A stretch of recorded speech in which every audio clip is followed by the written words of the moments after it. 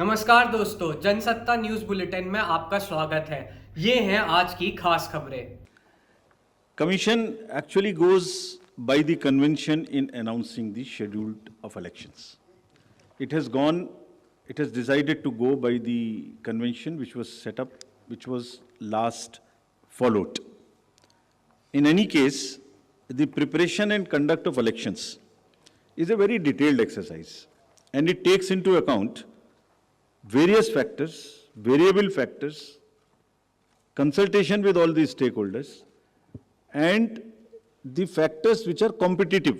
As the friend asked, the impact of result of one election on the another, the gap between the two elections.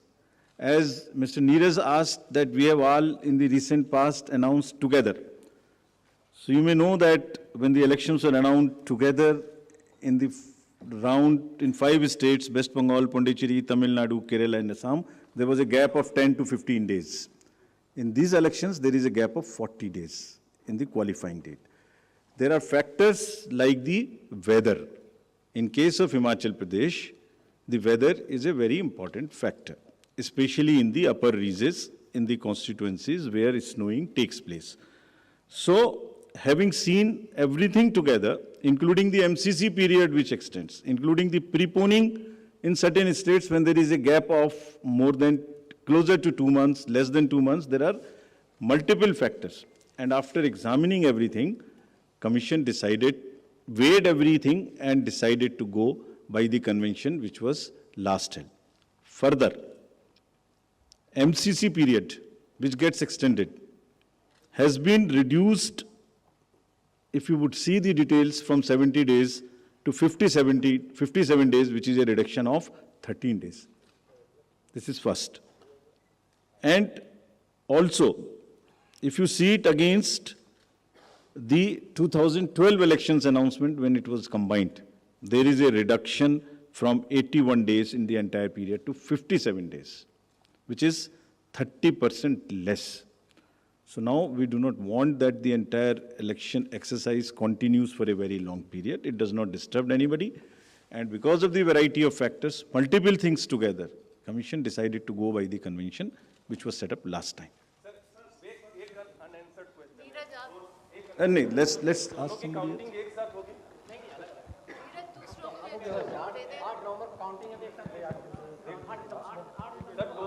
else. When we come for Gujarat, we'll tell you this. We go to the last. Can you just clarify what you just said? 40 days gap. I'll explain it again. The MCC period, which was last time in the 2 states, is getting reduced in Himachal from 70 days to 57 days. Many in Himachal Pradesh had to wait for a long time for the declaration of results after the polling. That period is also substantially reduced. So, while we followed the convention, we further refined it so that the MCC is not unduly extended. Voting takes place before the onset of the snow. Festival season is over by now because you know in Himachal the Shara and all is so much festive mahal. So everything put together, going by the convention and further refining. And we'll come for the next stage. I just hope I'm not Shahid Abbas misquoting from you. Informist Media.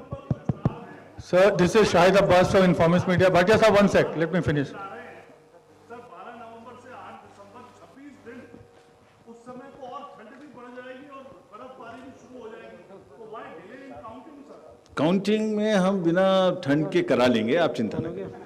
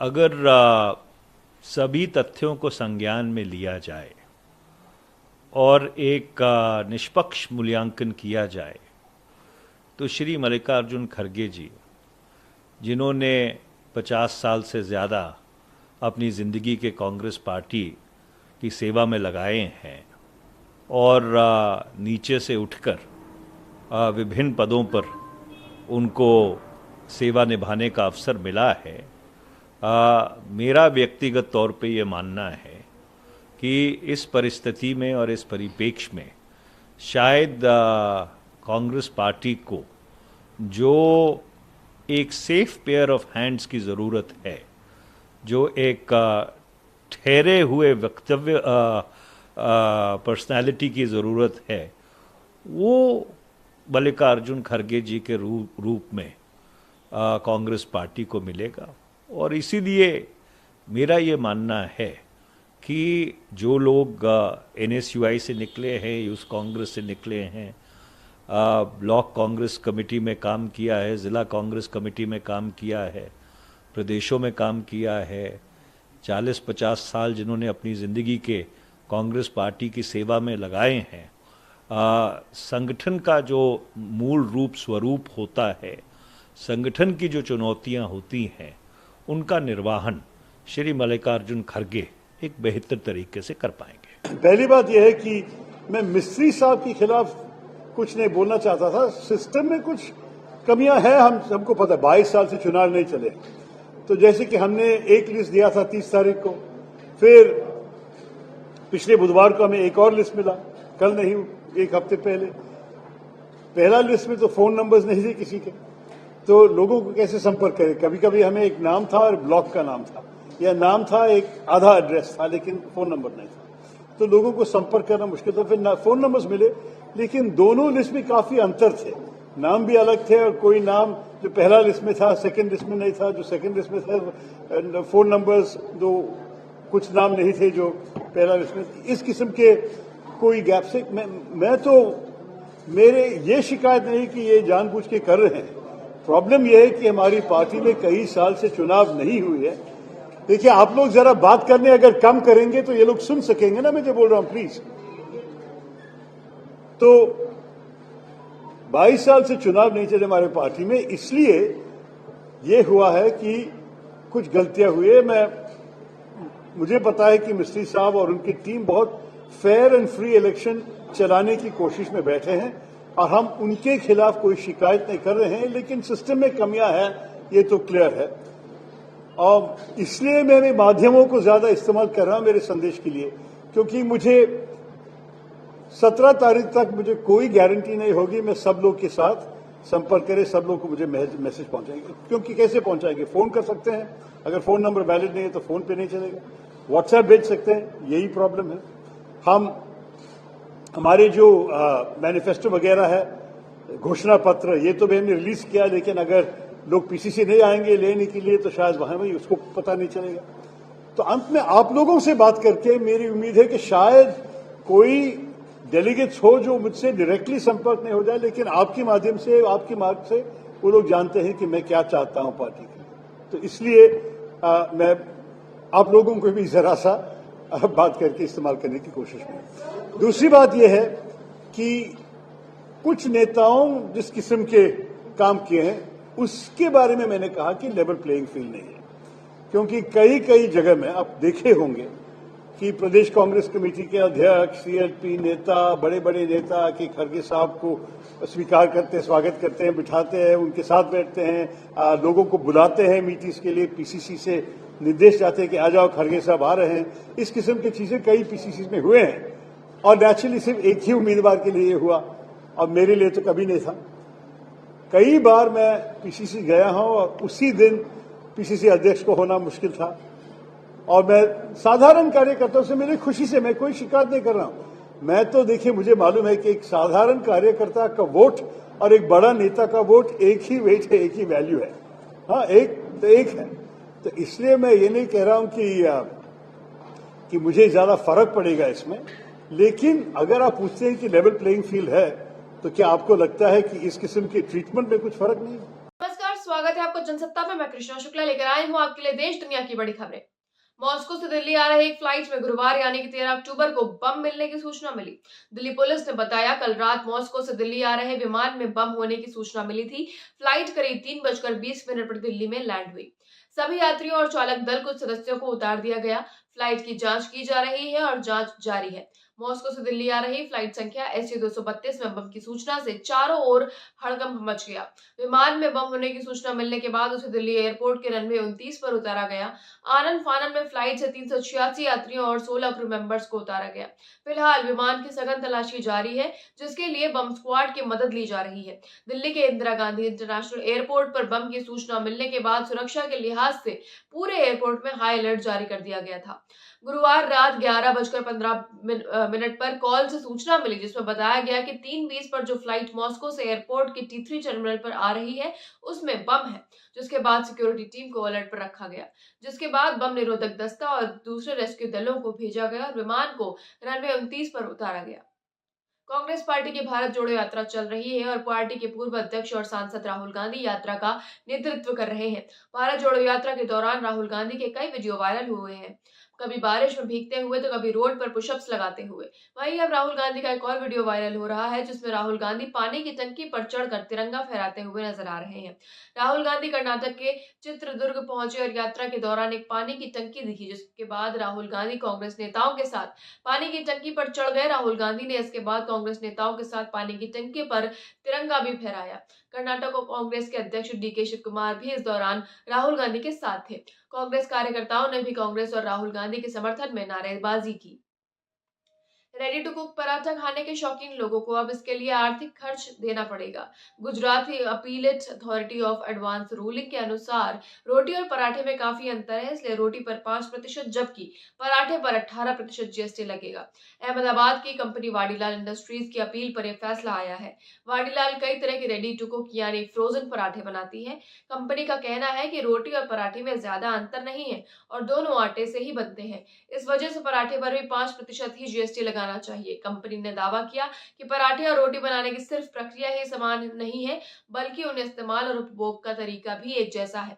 Company की इस दलील को AAR ने खारिज कर दिया और साफ किया कि पराठे पर 18% GST ही लगेगा। अभी के लिए बस इतना ही। देश दुनिया की तमाम बड़ी खबरों से जुड़े रहने के लिए बने रहिए जनसत्ता के साथ। धन्यवाद। नमस्कार, जनसत्ता में आपका स्वागत है। सीमा सुरक्षा बल ने पाकिस्तान से लगी अंतर्राष्ट्रीय सीमा पर एक पाकिस्तानी ड्रोन को मार गिराया है। ये घटना अमृतसर के नजदीक भारत पाकिस्तान अंतर्राष्ट्रीय सीमा क्षेत्र की है। BSF के मुताबिक मार गिराए गए ड्रोन में किसी भी तरह का हथियार या ड्रग्स नहीं लगा था। बावजूद इसके BSF ने पूरे इलाके में सर्च ऑपरेशन चला रखा है, जिससे कि ये पता चल सके कि कहीं ये ड्रोन मार गिराए जाने से पहले कुछ ड्रॉप तो नहीं कर चुका है। ये घटना अमृतसर के रामदास पुलिस थाने की है। पाकिस्तान इस तरह से कई बार भारत की जासूसी करने की कोशिश करता रहा है, कभी कबूतरों के जरिए तो कभी ड्रोन के जरिए और कभी अपने घुसपैठिए भेजकर। भारत की सीमा सुरक्षा बल यानी BSF पाकिस्तान के हर गलत इरादे को नाकाम करने में अब तक कामयाब रही है। खबरों के साथ बने रहने के लिए बने रहिए जनसत्ता के साथ। नमस्कार, जनसत्ता में आपका स्वागत है। सीमा सुरक्षा बल ने पाकिस्तान से लगी अंतर्राष्ट्रीय सीमा पर एक पाकिस्तानी ड्रोन को मार गिराया है। ये घटना अमृतसर के नजदीक भारत पाकिस्तान अंतर्राष्ट्रीय सीमा क्षेत्र की है। BSF के मुताबिक मार गिराए गए ड्रोन में किसी भी तरह का हथियार या ड्रग्स नहीं लगा था। बावजूद इसके BSF ने पूरे इलाके में सर्च ऑपरेशन चला रखा है, जिससे कि ये पता चल सके कि कहीं ये ड्रोन मार गिराए जाने से पहले कुछ ड्रॉप तो नहीं कर चुका है। ये घटना अमृतसर के रामदास पुलिस। नमस्कार, स्वागत है आपको जनसत्ता में। मैं कृष्णा शुक्ला लेकर आई हूँ आपके लिए खेल जगत की बड़ी खबरें। भारतीय क्रिकेट की टीम और पाकिस्तान के बीच 2023 से 2027 के दौरान एक भी द्विपक्षीय सीरीज नहीं खेली जाएगी। सभी राज्य संघों को भेजे गए फ्यूचर टूर्स प्रोग्राम में भारतीय क्रिकेट कंट्रोल बोर्ड यानी कि बीसीसीआई ने पाकिस्तान के खिलाफ मुकाबलों के कॉलम को रिक्त रखा है। भारत सरकार की मंजूरी मिलने तक बीसीसीआई पाकिस्तान के साथ द्विपक्षीय सीरीज पर कोई फैसला नहीं ले सकती है। बहुराष्ट्रीय टूर्नामेंट के अलावा भारतीय पुरुष क्रिकेट टीम 2023 से 27 सर्कल में 38 टेस्ट, 42 एक दिवसीय और 61 टी20 इंटरनेशनल, जिसमें से 31 घरेलू मैदान और 30 विदेशी सरजमी पर खेलेगी। हर साल आईसीसी का एक इवेंट और इंडियन प्रीमियर लीग के लिए एक बड़ी विंडो होने के कारण भारत पिछले सर्कल के मुकाबले आगामी सर्कल में कम द्विपक्षीय मैच खेलेगा। पिछले सर्कल में भारत ने 163 अंतर्राष्ट्रीय मैच खेले थे, लेकिन अगले चक्र में यह संख्या घटकर 141 ही रह जाएगी। हालांकि बीसीसीआई सचिव जय शाह ने कहा कि सर्कुलर में भले ही द्विपक्षीय मुकाबलों की संख्या कम हो गई हो, लेकिन क्वालिटी में सुधार जरूर हुआ है। भारतीय क्रिकेट टीम के पूर्व कप्तान एमएस धोनी ने बैंगलोर में चेन्नई सुपर किंग्स के स्वामित्व वाले एमएस धोनी ग्लोबल स्कूल का उद्घाटन करते हुए कहा कि सचिन तेंदुलकर उनके आदर्श थे और वो उनके जैसा बल्लेबाज बनना चाहते थे। इस संबंध में चेन्नई सुपर किंग्स की ओर से एक वीडियो शेयर किया गया है। वीडियो में एक बच्ची एमएस धोनी से सवाल करती है। उस सवाल के जवाब में एमएस धोनी कहते हैं, एक क्रिकेट रोल मॉडल के रूप में हमेशा सचिन तेंदुलकर होते हैं। मैं भी बिल्कुल आप लोगों की तरह था। मैं सचिन तेंदुलकर को खेलते देखता था और हमेशा उनकी तरह बल्लेबाजी करने की सोचता था। हालांकि बाद में मुझे एहसास हुआ मैं उनकी तरह नहीं खेल सकता, लेकिन दिल से हमेशा चाहता था कि मैं उनकी तरह बल्लेबाजी करूं। श्रीलंका की महिला क्रिकेट टीम ने पाकिस्तान को महिला एशिया कप टी20 के दूसरे सेमीफाइनल में 1 रन से हराकर फाइनल में जगह पक्की कर ली है। उसका खिताबी मुकाबला भारतीय महिला क्रिकेट टीम से होगा। टीम 14 साल बाद इस टूर्नामेंट के फाइनल में पहुंची है।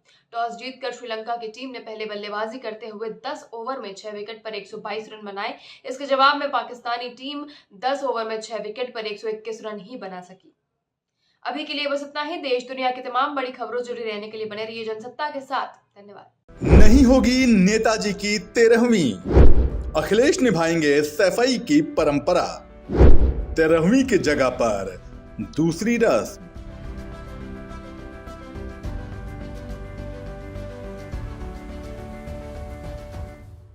नमस्कार, जनसत्ता में आपका स्वागत है। समाजवादी पार्टी के संस्थापक मुलायम सिंह यादव की 13वीं नहीं होगी।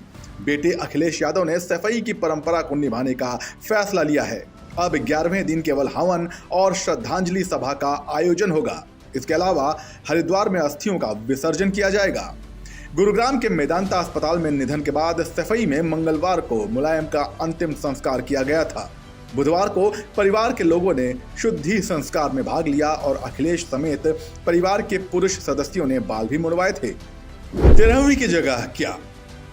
आमतौर पर किसी के निधन के बाद 13वीं और 17वीं होती है। इस दिन ब्राह्मण भोज के साथ ही रिश्तेदारों, परिचितों, जान पहचान वालों और गांव वालों को भोज कराने का चलन है।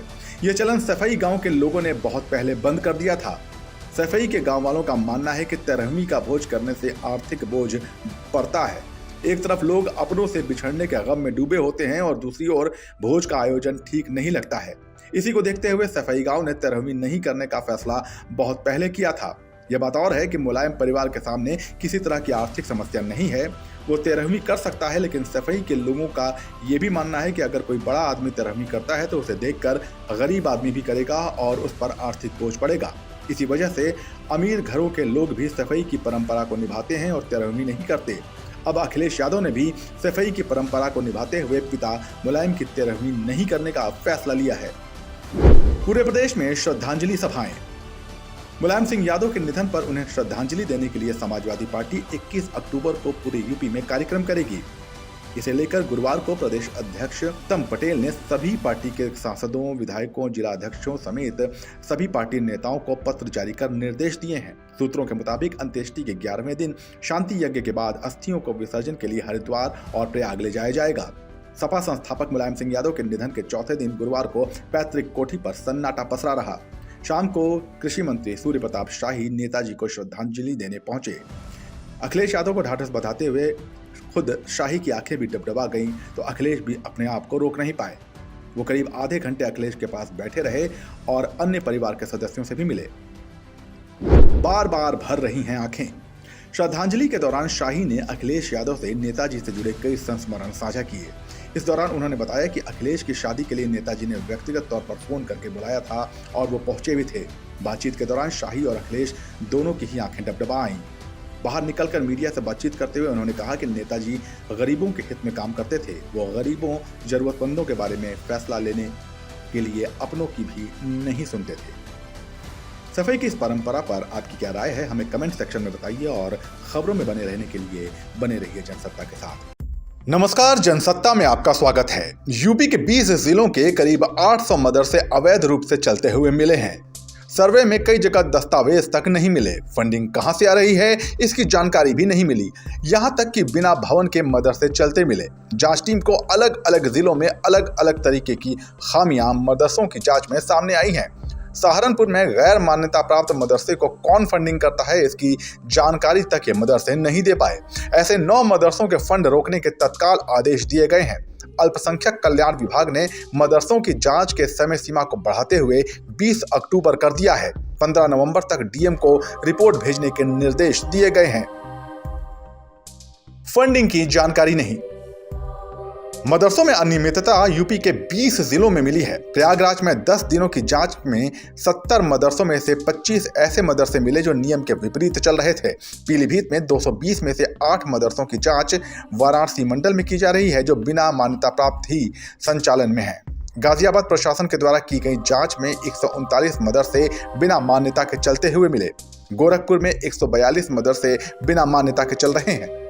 इसी तरह कानपुर में 86, प्रयागराज में 78 और अयोध्या में 55 मदरसे बिना मान्यता के चल रहे हैं, जबकि बाराबंकी में 102, पीलीभीत में 25, मुरादाबाद में 175, सहारनपुर में 76 और आगरा में 10 मदरसों के पास मान्यता से जुड़ा कोई दस्तावेज मौजूद नहीं है। क्यों अवैध हैं ये मदरसे? यूपी सरकार के आदेश के बाद प्रदेश के सभी जिलों में मदरसों की जांच के लिए टीम बनाई गई थी, जिसकी जांच में ये मदरसे अवैध घोषित हुए हैं। जिन बिंदुओं पर यह फैसला किया गया है उसमें मदरसों का संचालन कब से हो रहा है इसका रिकॉर्ड तक न दे पाना, फंडिंग कैसे आ रही है, चंदा देने वाले कौन हैं ये जानकारी न देना, जांच टीम को मदरसों के द्वारा पढ़ाई कर रहे छात्रों की संख्या जो बताना उसका रिकॉर्ड नहीं मिलना, संचालित मदरसों का स्थायी भवन या किराए के भवन का डिटेल नहीं मिलना, कुछ ऐसे मदरसे मिले जिनका संचालन केवल कागजों पर शुरू किया गया, मदरसों से जुड़ने वालों की डिटेल, फोटो प्रमाण पत्र और उनके बारे में स्पष्ट जानकारी के न मिलना, गैर मान्यता प्राप्त मदरसों का पिछला पाठ्यक्रम क्या था, अभी क्या चल रहा है, यहां तक न बता पाना, बिना किसी ट्रस्ट या संस्थान के माध्यम से भी मदरसों का संचालित होना। अब आगे क्या होगा? सभी जिलों से रिपोर्ट आने के बाद शासन स्तर पर मदरसों पर आगे की कार्रवाई का फैसला किया जाएगा। मदरसों में शिक्षा प्रणाली को सुचारू और बेहतर करने को लेकर यह सर्वे कराया जा रहा है। गैर मान्यता प्राप्त मदरसों में मिल रही खामियां अगर दुरुस्त नहीं कराई गई तो उनका संचालन तक बंद हो सकता है। इस बारे में आपकी क्या राय है, हमें कमेंट सेक्शन में बताइए और देश दुनिया की खबरों में बने रहने के लिए बने रहिए जनसत्ता के साथ। नमस्कार। आप सबको मेरा नमस्कार। 30 और 31 अक्टूबर को छठ का त्योहार है। हम सब लोग, पूरा देश, सभी लोग हम मिलके छठी मैया से आशीर्वाद मांगेंगे, सूर्य भगवान की पूजा करेंगे, उनसे आशीर्वाद मांगेंगे अपने लिए, अपने परिवार के लिए, देश के लिए, सब लोगों की स्वास्थ्य के लिए, सब लोगों की तरक्की के लिए हम आशीर्वाद मांगेंगे। 2 साल से हम पब्लिकली जिस तरह से बड़े स्केल के ऊपर दिल्ली सरकार इंतज़ाम करती है, 2 साल से उस तरह से छठ पूजा नहीं मना पाए थे क्योंकि कोरोना था। अपने अपने घरों में सब लोगों ने मनाई, लेकिन सामूहिक रूप से जिस तरह से हम बाहर आके और बड़े स्केल पे मनाते हैं वो नहीं मना पाए थे क्योंकि कोरोना की वजह से। लेकिन जब से हमारी सरकार बनी है 2014 में, तब से लेके भव्य रूप से इस पूरे त्योहार को मनाने का हमने सिलसिला चालू किया है। पहले छठ पूजा दिल्ली में बहुत छोटे स्तर पे मनाई जाती थी। जैसे 2014 में केवल 69 स्थानों पे छठ पूजा दिल्ली में मनाई जाती थी, जिसको दिल्ली सरकार स्पॉन्सर करती थी। 2.5 करोड़ रुपए दिल्ली सरकार खर्च करती थी, 69 जगह पे मनाती थी 2014 में। इस बार 1100 स्थानों पे सामूहिक तौर पे छठ पूजा मनाई जाएगी और 1100 स्थानों के छठ पूजा मनाने का पूरा खर्चा दिल्ली सरकार वहन करेगी। 2014 में हमारी सरकार बनने के पहले 2.5 करोड़ रुपए खर्च होते थे। इस बार हम 25 करोड़ रुपए खर्च कर रहे हैं। छठ पूजा का त्यौहार धूमधाम से बड़े स्तर के ऊपर लोग खुशी के साथ मनाएं, इसके लिए सरकार इंतजाम कर रही है। इस बार खूब सारी स्पेशल तैयारियां की हैं आप लोगों के लिए। 2 साल से आप लोग एक तरह से घर में बंद थे, कैद थे कोरोना की वजह से। इस बार खूब अच्छे से अपने परिवार के साथ मनाइएगा छठ पूजा को। एक तो सबकी सुरक्षा हमारे लिए बहुत ज़रूरी है, तो सुरक्षा को पुख्ता करने के लिए दिल्ली पुलिस पूरा सहयोग करेगी और जगह जगह चप्पे चप्पे पे आसपास सीसीटीवी कैमरे लगाए जा रहे हैं। दूसरा, हर साल की तरह tent, sound system, chair table ये सब किए जाएंगे। एलईडी का इंतजाम किया जाएगा, जगह जगह खूब सारे स्क्रीन लगाए जाएंगे। बहुत जगह सांस्कृतिक कार्यक्रम होते हैं, वो सांस्कृतिक कार्यक्रम देखने के लिए भी लोग जाते हैं। वैसे तो अब दिल्ली में 24 घंटे बिजली है, लेकिन खुदा ना खास्ता कुछ अगर कहीं कोई फॉल्ट आ जाए और बिजली चली जाए लोकल लेवल पे, तो पावर बैकअप का भी हर जगह हम लोगों ने इंतज़ाम किया है। पीने के पानी का हर जगह इंतज़ाम किया गया है ताकि लोगों को किसी तरह की दिक्कत ना हो। साफ़ सफाई का सब जगह इंतज़ाम किया गया है और सब जगह टॉयलेट्स का इंतज़ाम किया गया है जनता की सुविधाओं के लिए। और एम्बुलेंस का और फर्स्ट एड का हर जगह इंतज़ाम है। बाई चांस खुदा ना खास्ता कुछ अगर कोई गड़बड़ हो जाए, किसी को कोई बीमार हो जाए वहाँ पे, तो उसको वो पहुँचाई जा सके, फर्स्ट एड दी जा सके, उसे अस्पताल ले जाया जा सके। इसलिए हेल्थ सर्विसेज और एम्बुलेंस का इंतज़ाम किया गया। मैं आप सब लोगों को फिर से छठ पूजा की, आने वाली दिवाली की बहुत बहुत शुभकामनाएं देता हूं। भगवान से प्रार्थना करता हूं, छठी मैया से प्रार्थना करता हूं कि आप सब लोग बहुत खुश रहें। आपसे भी निवेदन है कि जब छठी मैया की पूजा करें, उनसे आशीर्वाद मांगें। आप अपने लिए, अपने परिवार के लिए तो आशीर्वाद मांगेंगे ही मांगेंगे, आप देश के लिए, देशवासियों के स्वस्थ होने के लिए छठी मैया से ज़रूर आशीर्वाद मांगिएगा। देश खूब तरक्की करे, हमारा खूब विकास करे, इसके लिए आशीर्वाद मांगिएगा। और छठी मैया से कहिएगा कि अब कोरोना से हम सब लोगों को मुक्ति दिलाए। और हाँ, जाते जाते कोरोना की तीव्रता कम हो गई है, लेकिन गया नहीं है पूरी तरह से, तो थोड़ा सा उसका ध्यान रखिएगा। मास्क पहनिएगा, मास्क पहन के रखिएगा। अपनी सुरक्षा, हालांकि फाइन वाइन हटा दिए गए हैं, लेकिन अपनी सुरक्षा अपने हाथ। क्या फ़ायदा है कि अगर हम बीमार हो जाएं तो जो भी कोरोना की गाइडलाइंस थी उनका जितना ज़्यादा से ज़्यादा पालन हो सके उतना पालन ज़रूर कीजिएगा। नमस्कार।